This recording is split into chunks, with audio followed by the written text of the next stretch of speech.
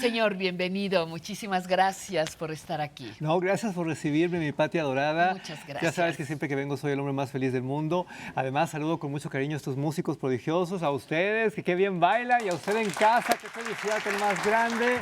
Pero además, Pati, hoy vamos a hablar de uno de mis personajes mediáticos favoritos de toda la vida, de todos los tiempos, que hizo en el 11 unas cosas. Y mira que está difícil que digas que de tus favoritos, porque tienes muchísimos. No, es que este hombre... Este es espectacular. Realmente lo es. A ver. Vamos a hablar de Juan José Arreola. Con razón. Vámonos hasta los años 80 con esto que se llamaba Aproximaciones. Gócelo mucho, por favor.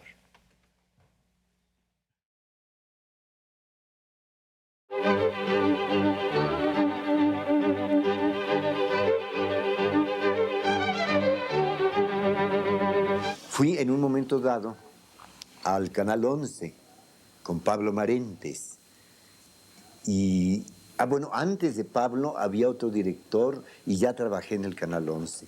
No me acuerdo por qué circunstancias. Y luego volví al 13 y luego volví al 11. Hice labor esporádica hasta hace 2 años en que he estado ya otra vez de manera casi continua. Entonces, la década de los 70 y la de los 80 está claro señoreada por la televisión, y yo siento que también ha sido la consumación de mi vida. Tal vez no sé lo que pueda vivir, pero a la década de los 80 no le temo, sino que la siento como mi década, mi década. Tal vez me toque morir en ella porque tengo el recuerdo de que mi padre, que nació en 1888, cumplirá 100 años de haber nacido. Los 70s representaron para Juan José Arreola años de emotividad expresiva, años en los que el milagro del video se transforma en la posibilidad de confrontar desde su voz la palabra escrita. Lo amo. Pero qué bello mensaje. Totalmente. Qué bello. Los 80 es mi realización. Y lo dice ese hombre, ¿no? Te explico, 80, no los años 80, sino sus 8 décadas. te explico un poquito por dónde iba esto, A ver. porque seguramente ustedes se desconcertaron cuando lo comenzaron a ver. Decían 5 décadas de Juan José Arreola, pero ¿cómo se...? No, es que en esa emisión específicamente estábamos celebrando 50 años de que el maestro Arreola había migrado a la Ciudad de México y el 11 tiró la casa por la ventana en Aproximaciones. Pero déjenme les explico un poquito el contexto para que, como yo, gocen con esta emisión. Aproximaciones era como aprender a envejecer. Era un programa de revista que se transmitía los domingos, duraba 2 horas. Era una producción de la UTEC, la Unidad de Televisión Educativa y Cultural. Ustedes se acuerdan de Telesecundaria, lo que es Aprende MX en la actualidad. Y estas personas que siempre habían estado y están preocupadas por la educación de nuestro país, generaron este producto con unos colaboradores, pero sobre todo con el maestro, con el enorme, con el gran Juan José Arreola. Vean, por favor, qué contenidos. Gocen.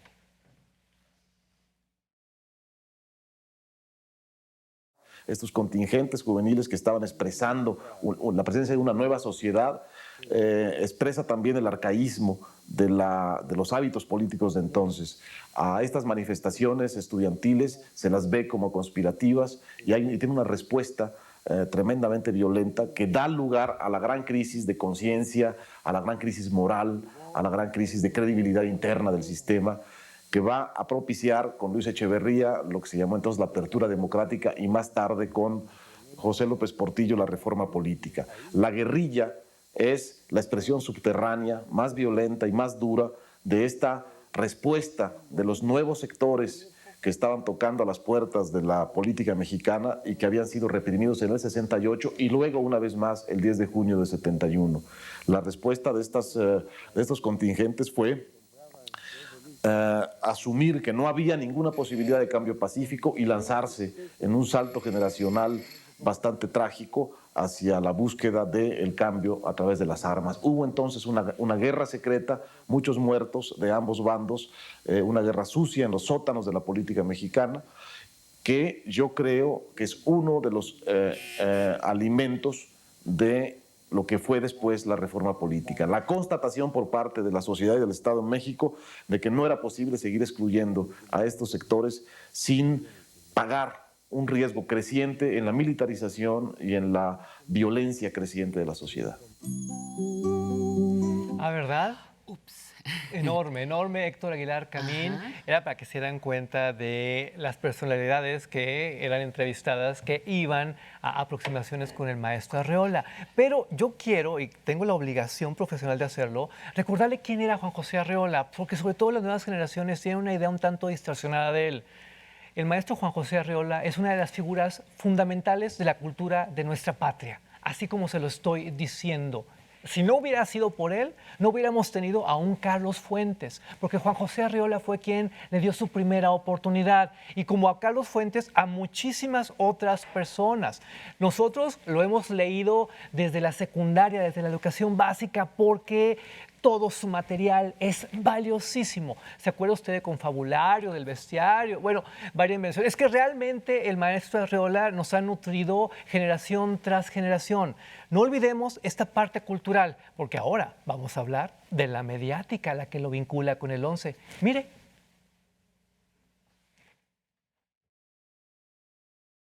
Oh mole del Moncayo, blanca y rosa, allá en el cielo de Aragón, tan bella. Precioso eso. Y todo eso es para decirle entonces con los primeros lirios y las primeras rosas de las huertas, en una tarde azul, sube al espino, el alto espino donde está su tierra. La tumba de ella. Eso es. Yo pienso que es un soneto en donde la nota, la explicación, iba a decir la nota de pie de página, es absolutamente indispensable.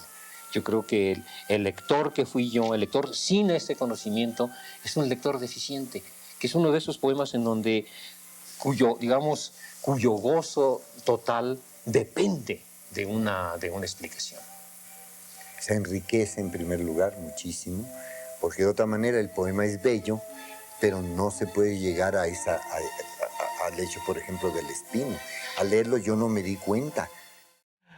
Qué cosa tan más divina. Juan José Arreola y los medios, bueno, son como para hacer 2 bioseries, como para hacer 2 libros. Yo aprovecho para mandar un abrazo muy cariñoso a su familia, porque este hombre acercó la cultura a millones de mexicanas, a millones de mexicanos, cuando nadie más lo hacía. Personaje muy intenso, muy amado, entrañable. Hay títulos que nunca olvidaremos, como Vida y Voz, y por supuesto, aproximaciones aquí en el 11.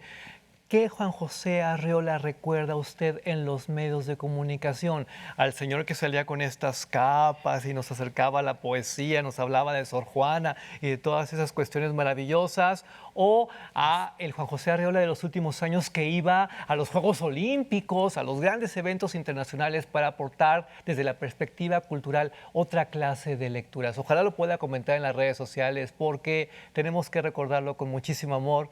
Vea por favor esto. Es decir, con su obra hace la crítica y la obra. Esto es lo que hace el creador y esto es lo que caracteriza sobre todo y lo que sorprende de una obra como la de Octavio Paz. En la obra creadora poética misma está incita, ¿verdad?, la crítica histórica, la visión crítica de la cultura precedente y la propuesta estética para las generaciones posteriores. Esta cualidad de crítico, de evaluador, de visionario, tanto del pasado como del futuro, es lo que permite el surgimiento de los grandes autores. Pequeños cuentitos. Es que estamos hablando de la obra del maestro. ¿Ya quién le chisme nosotros? Pero mira, te quiero repetir algo que te acabo de decir. Personajes como él, en la escuela, en las universidades, en los medios de comunicación, son muy motivantes. Sí, claro. Porque te hablan con tanta pasión de un autor a otro, que lo que te decía, pueden gustarte o no, pero te invita a conocerlos. Es como un gran motivador para la cultura, para el arte. Entonces es una gran... Pues yo digo que es un gran personaje, ¿no? Una gran inspiración, Una porque gran recordemos inspiración. que no cualquiera le atina al manejo de la cultura en los medios de comunicación. Y Juan José Arreola tenía esta capacidad de hacer que todos nos enamoráramos de los libros, que todos viéramos a la cultura en aquellos tiempos donde no era tan frecuente y donde aportaciones como la de El 11, bueno, realmente jugaban en términos de opinión pública. Pero vean lo que ven a continuación, porque Uy, tenemos mucho que decir en este domingo de Nostalgia del 11 del maestro Juan José Arreola. Goce, por favor.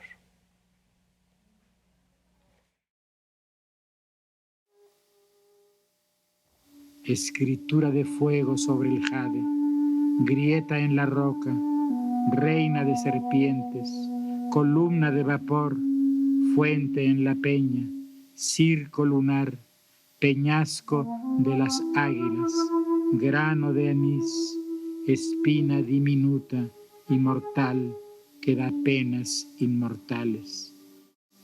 Pastora de los valles submarinos y guardiana del valle de los muertos, liana que cuelga del cantil del vértigo, enredadera, planta venenosa, flor de resurrección, uva de vida, señora de la flauta y del relámpago, terraza del jazmín, sal en la herida, ramo de rosas para el fusilado, nieve en agosto. Sí, es exactamente Octavio Paz y sí, es un fragmento magistral, pero así como Aprender a Envejecer tiene sus secciones, bueno, esto también era una sección de aproximaciones y como Aprender a Envejecer tiene sus colaboradores, vámonos con los colaboradores aquí humildemente del maestro Juan José Arreola. Vea.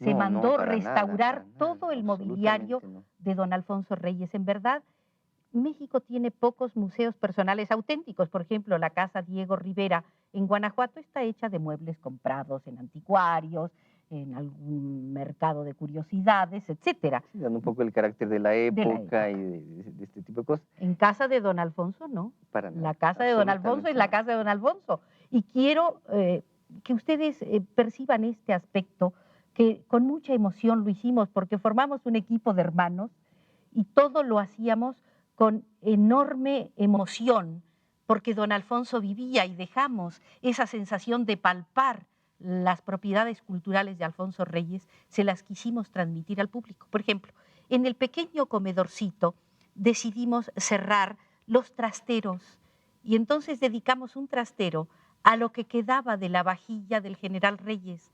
La vajilla del general Reyes, familia de muy buena posición económica, todavía usaban loza y vasos con filito de oro auténtico, pero quedaban unas pocas piezas de aquel esplendor económico de la familia Reyes. Y en otra parte pusimos lo que era ya la loza y los vasos de don Alfonso Reyes. Alfonso Reyes acumuló libros, pero no acumuló cerámica de lujo, ni porcelanas, ni vasos de cristal con filo dorado. De modo que ahí se ven las dos etapas de una familia. Doña Raquel, la mejor crítica de arte de la historia de este país, era una de las colaboradoras de Aproximaciones con Juan José Arreola, y yo quiero celebrar esto, celebrar la historia del 11 y celebrarla a usted, porque genuinamente para usted trabajamos. Gracias, Pati, por dejarme hablar de lo que más amo. Muchísimas gracias y nos vemos el domingo que entra con otra sorpresa de la historia del 11. Ya verás que sí. Muchísimas gracias, Álvaro.